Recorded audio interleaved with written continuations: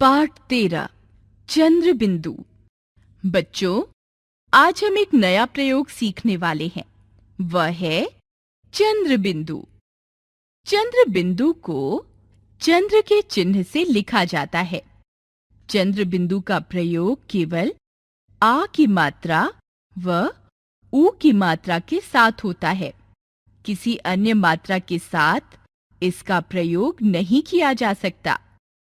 चंद्र बिंदु को हमेशा खड़ी पाए पर या आ की मात्रा पर ही लगाते हैं।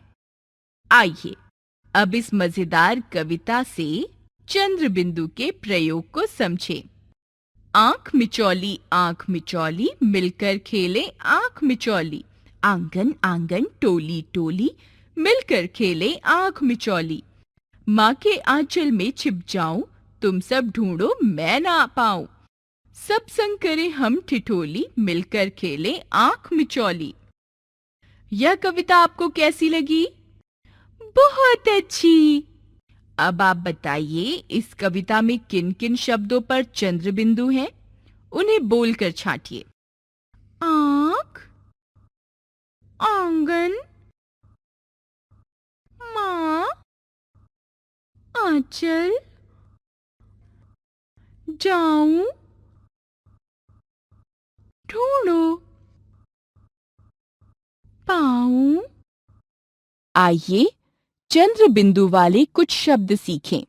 माँ, गांव, आंख, चांद। समझिए और पढ़िए। हंसना, फंसना, धंसना, टांकना, मांगना, हाँफना, आंचल, आंगन, सांभर। आइए पढ़ें। सांप और चिड़ा। नदी किनारे एक पेड़ था। उस पेड़ पर चिड़िया और चिड़ा रहते थे। उसी पेड़ के नीचे एक काला सांप भी रहता था।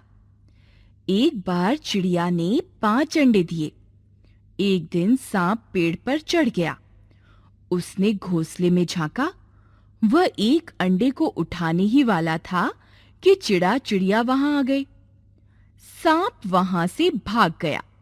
अब चिड़िया और चिड़ा अंडों से बच्चे निकलने तक परेशान और चिंतित थे। चिड़े ने कहा, अब इस सांप को सबक सिखाना पड़ेगा। फिर वह सारी रात सोचता रहा। उसे एक तरकीब सूझी। नदी पर हर रोज रानी सांची और उसकी सखियां नहाने आती थीं।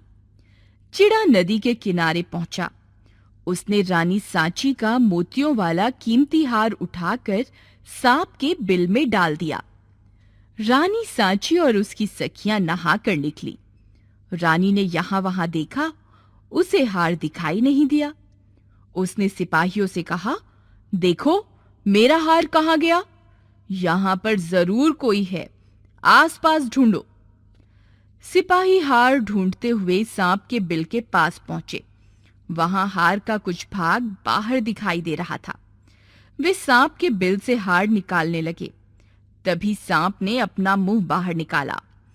सिपाहियों ने उसे पकड़कर टोकरी में बंद कर दिया। वे उसे एक सपेरे को दे आए। उधर चिड़िया और चिड़ा दूर से सब देख रहे थे। वे खुश होकर चू चू चींची करने लगे। अब जब भी सपेरा सांप को नचाता, चिड़ा और चिड़िया खुश होते।